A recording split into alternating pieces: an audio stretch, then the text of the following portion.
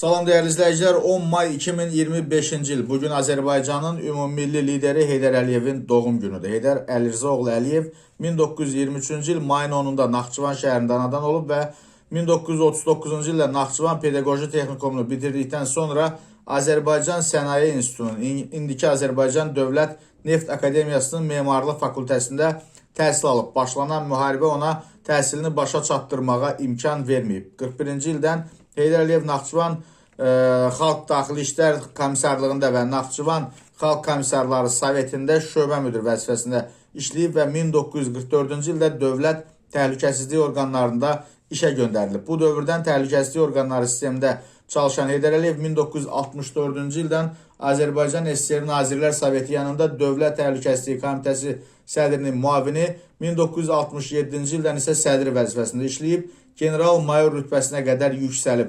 Həmin illərdə o Leningrad şəhərində xüsusi ali təhsil alıb, 1957-ci ildə isə Azərbaycan Dövlət Universitetinin Tarix Fakültəsini bitirib. Azərbaycan Kommunist Partiyası Mərkəzi Komitəsinin 1969-cu il iyul plenumunda Heydər Əliyev Azərbaycan Kommunist Partiyası Mərkəzi Komitəsinin birinci katibi seçilərək Respublikanın rəhbəri olub.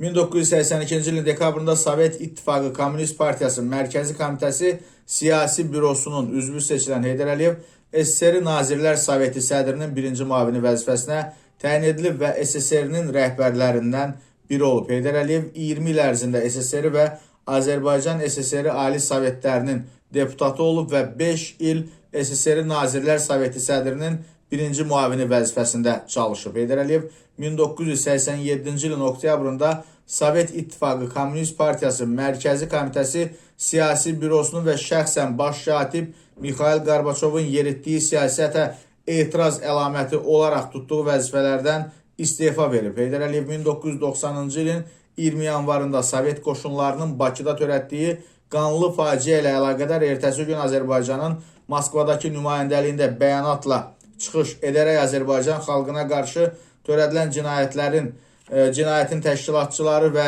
icraçılarının cəzalandırılmasını tələb edib. O, Dağlıq Qarabağda yaranan kəskin münaqişəli vəziyyətlə bağlı SSR rəhbərliyinin ikiyüzlü siyasətinə etiraz əlaməti olaraq 1991-ci ilin iyulunda Sovet İttifaqı Komünist Partiyasının sıralarını tərk edib. 1990-cı ilin iyulunda Azərbaycana qayıdan Heydər Əliyev ilk əvvəl Bakıda, sonra isə Naxçıvanda yaşayıb. Həmin ildə də Azərbaycan Ali Sovetinə deputat seçilib. O, 1991-93-cü illərdə Naxçıvan Muxtar Respublikası Ali Məclisinin sədri, Azərbaycan Respublikası Ali Soveti sədrinin müavini olub. Heydər Əliyev 1992-ci ildə Yeni Azərbaycan Partiyasının Naxçıvan şəhərində keçirilən təsis qurultayında partiyanın sədri seçilib. 1993-cü ilin may-iyununda hökumət böhranının son dərəcə kəskinləşməsi ilə ölkədə vətəndaş müharibəsinin baş verməsi və müstəqilliyin itirilməsi təhlükəsi yarandıqda Azərbaycan xalqı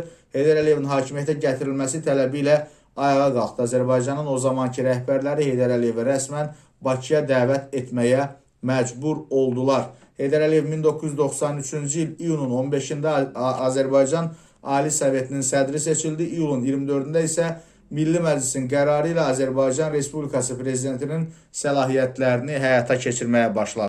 1993-cü il oktyabrın 3-də ümumxalq səsverməsi nəticəsində Heydər Əliyev Azərbaycan Respublikasının prezidenti seçildi. O, 1998-ci il oktyabrın 11-də xalqın yüksək fəallığı şəraitində keçirilən seçkilərdə səslərin 76,1%-ni toplayaraq yenidən Azərbaycan Respublikasının prezidenti seçilib. 2003-cü il oktyabrın 15-də keçirilən prezident seçkilərində namizədliyinin irəli sürülməsinə razılıq verən Heydər Əliyev səhhətində yaranmış problemlərlə əlaqədar seçkilərdə iştirak etməkdən imtina edib.